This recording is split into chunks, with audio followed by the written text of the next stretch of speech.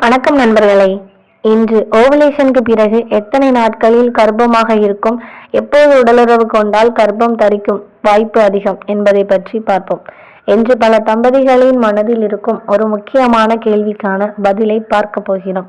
ஓவலேஷனுக்கு பிறகு எத்தனை நாட்களில் கர்ப்பம் உருவாகும், எந்த நாட்களில் உடல் உறவு கொண்டால் கர்ப்பம் தரிக்கும் வாய்ப்பு அதிகமாக இருக்கும், இந்த கேள்விகளுக்கு சரியான மருத்துவ விளக்கத்தை இந்த வீடியோவில் தெரிந்து கொள்ளலாம். ஃபர்ஸ்ட் ஓவலேஷன் என்ன அப்படின்னு பார்த்தீங்கன்னா, முதலில் ஓவலேஷன் என்ன அப்படிங்கிறது தெரிஞ்சுக்கொள்வோம். ஒவ்வொரு மாதமும் பெண்ணின் கருப்பையில் உள்ள கருமுட்டை பையிலிருந்து ஒரு முதிர்ந்த கருமுட்டை வெளியேறும். இதைத்தான் ஓவலேஷன் என்று கூறுகிறோம். பொதுவாக 28 நாட்கள் மாதவிடாய் சுழற்சி இருந்தால் 14வது நாளில் ஓவலேஷன் நடைபெறும். ஆனால் எல்லோருக்கும் இது ஒரே நாளாக இருக்காது. சிலருக்கு முன்பும் சிலருக்கு பின்பும் இருக்கலாம். ஓவலேஷனுக்கு பிறகு கருமுட்டை எவ்வளவு நேரம் உயிருடன் இருக்கும் அப்படின்னு பாத்தீங்கன்னா, ஓவலேஷன் ஆன பிறகு கருமுட்டை சுமார் 12 முதல் 24 மணி நேரம் மட்டுமே உயிருடன் இருக்கும். இந்த நேரத்திற்குள் விந்தணு கருமுட்டையை சந்தித்தால் கர்ப்பம் உருவாகும்.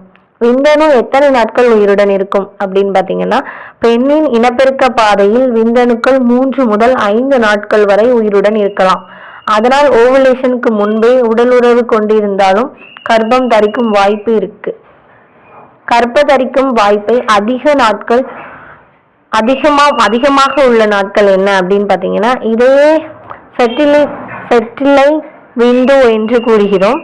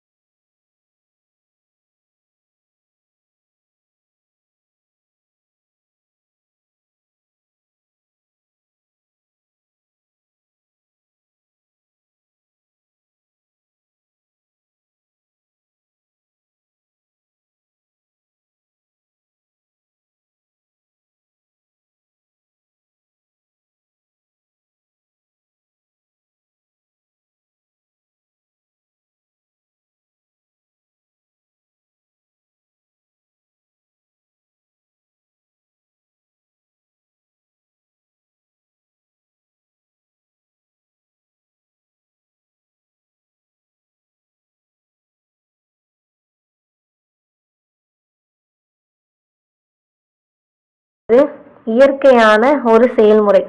ஒவ்வொரு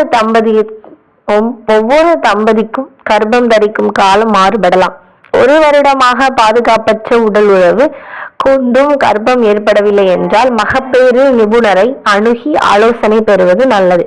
நன்றி. இந்த தகவல் உங்களுக்கு பயனுள்ளதாக இருந்தால் இதை மற்ற தம்பதிகளுடன் பகிர்ந்து அவர்களுக்கும் விழிப்புணர்வை ஏற்படுத்துங்கள்.